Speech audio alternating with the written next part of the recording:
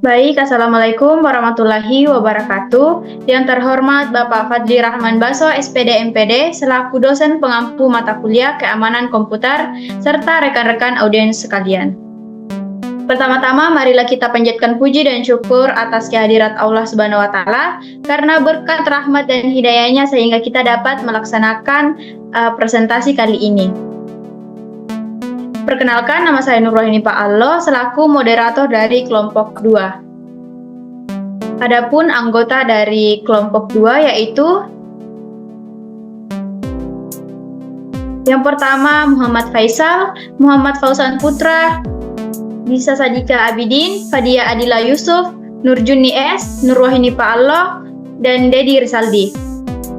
Adapun topik pembahasan dari trapdoor kali ini, yang pertama pengertian trapdoor, cara kerja trapdoor, contoh trapdoor, kelebihan trapdoor, kekurangan trapdoor, dan yang terakhir contoh kasus trapdoor. Untuk pembahasan selanjutnya, saya serahkan kepada presentator untuk mempresentasikan materi. Terima kasih moderator.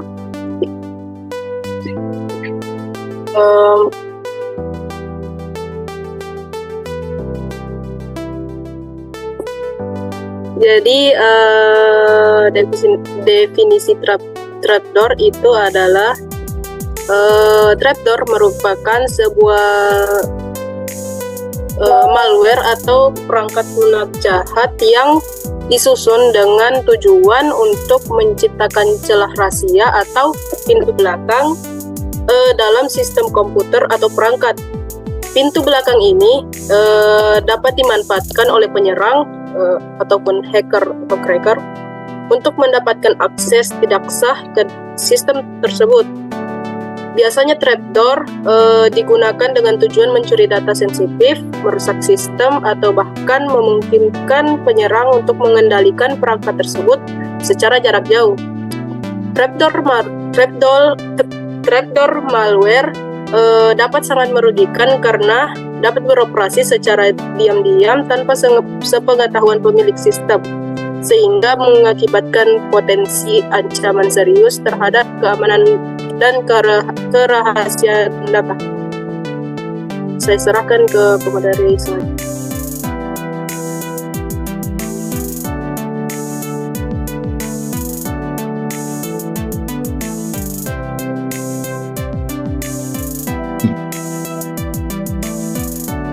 Baik.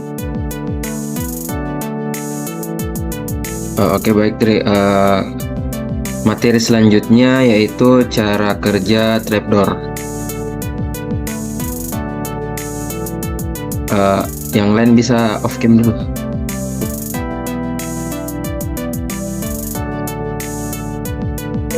Terima kasih moderator. Jadi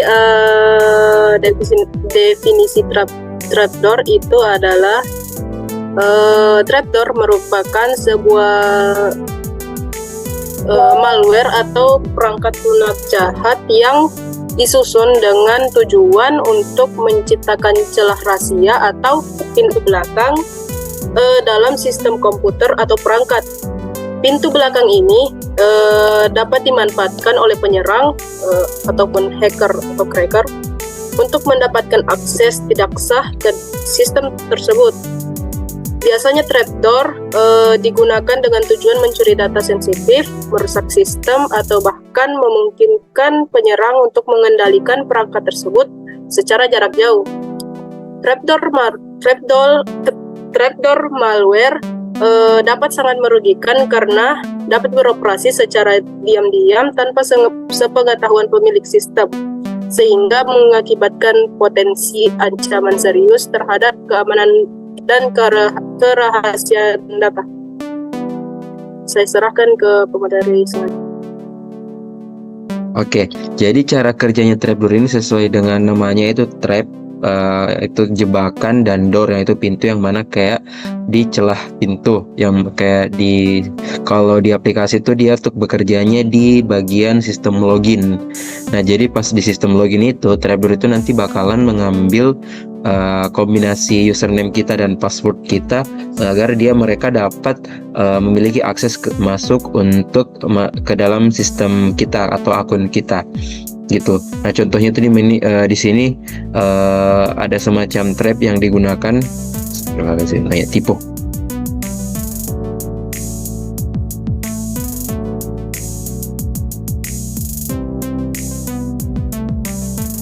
Baik, jadi materi selanjutnya itu cara kerja trapdoor. Nah, untuk cara kerja trapdoor sendiri sesuai dengan namanya, yaitu trap dan door, jebakan dan pintu. Nah, jadi trapdoor ini bekerja layaknya sebuah jebakan yang ada di sistem login. Nah, jadi trapdoor ini pada saat di sistem login mereka bakal mengambil kombinasi username kita dan password kita agar mereka memiliki akses untuk masuk ke dalam sistem yang kita miliki atau akun yang kita miliki.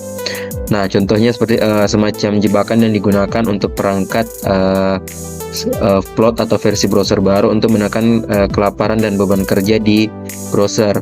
Jadi kayak ini jebakannya itu layaknya kayak menekan kelaparan kayak browsernya itu sedang banyak histori kerjaan seperti itu. Kemudian mode simulasi permainan video dan interaksi langsung dengan kecerdasan buatan.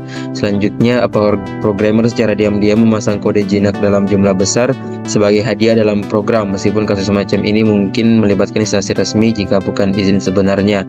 Jadi programmer itu nanti bakal memasang kode di bagian sistem loginnya yang dalam besar sebagai kejutan, kayak mungkin ini programmernya ada sedikit masalah dengan sebuah instansi resmi. Nah, nanti dia bakalan pasang semacam jebakan seperti itu. Nah, kemudian permintaan apps atau games di Facebook yang digunakan untuk meminta pengguna mengizinkan aplikasi untuk mengakses informasi. Jadi ada tuh biasa permintaan di sistem login yang dimiliki. Nah, nanti di situ ada kode-kode untuk trapdoor-nya. Jadi secara ringkas cara kerjanya trapdoor itu betul-betul semacam jebakan yang diletakkan di sistem login untuk mengambil username kita dan password kita agar mereka memiliki akses kemudian mencuri informasi dari akun atau pengguna yang dimiliki. Seperti itu. Baik, itu saja yang dapat saya terangkan. Saya serahkan ke pemateri selanjutnya. Materi selanjutnya yaitu contoh trapdoor, yaitu kpass.exe, di mana gangguannya ini itu dilakukan pada bagian penyimpanan atau pencatatan password tanpa diketahui oleh user yang sedang diserang. Ini tuh berjalan biasa pada browser Mozilla dan IE untuk melakukan pengkopian password dan username korban. Antivirus yang dapat menangani itu belum ada. Kemudian solusi yaitu dengan install browser baru seperti Chrome dan Safari. Baik, materi selanjutnya saya serahkan kepada rekan saya. Baik, selanjutnya kita masuk ke kelebihan trapdoor, yang dimana terdapat 3 kelebihan trapdoor, yaitu yang pertama akses darurat, di mana trapdoor di sini dapat digunakan untuk memberikan akses darurat kepada administrator atau peneliti dalam situasi darurat atau ketika akses cepat diperlukan. Ini bisa juga berguna dalam skenario di mana Anda harus mengakses sistem yang terkunci atau transkripsi.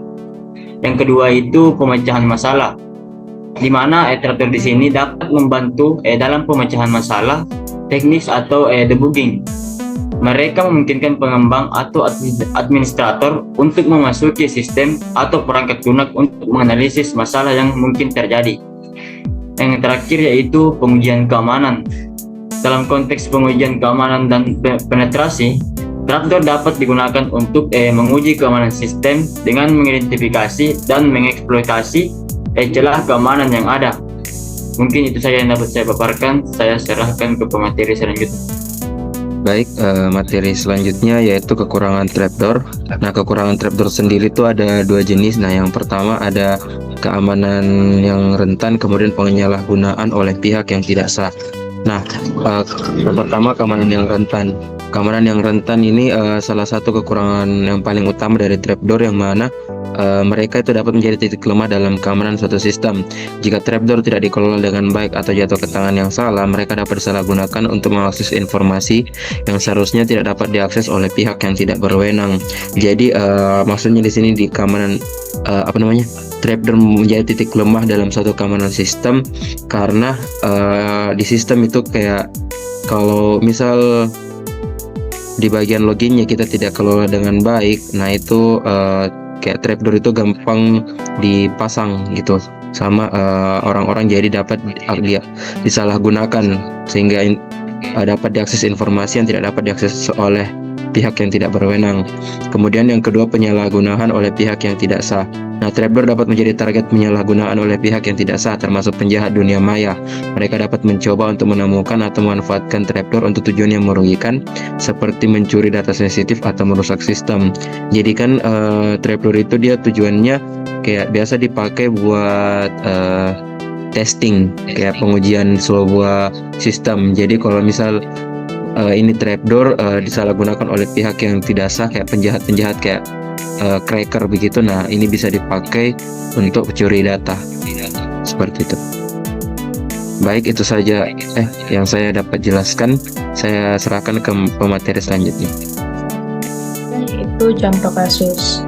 Nah, contoh kasus di sini yaitu ada beberapa warnet memasang Facebook Spy Exe untuk menyimpan data, username, dan password pada social networking Facebook tanpa sepengetahuan pemakai jejaring sosial tersebut, yang pada akhirnya mengakibatkan data pribadi serta aset seperti chip pada permainan poker yang diperjualbelikan berpindah tangan atau hilang dikarenakan pengguna yang tak bertanggung jawab.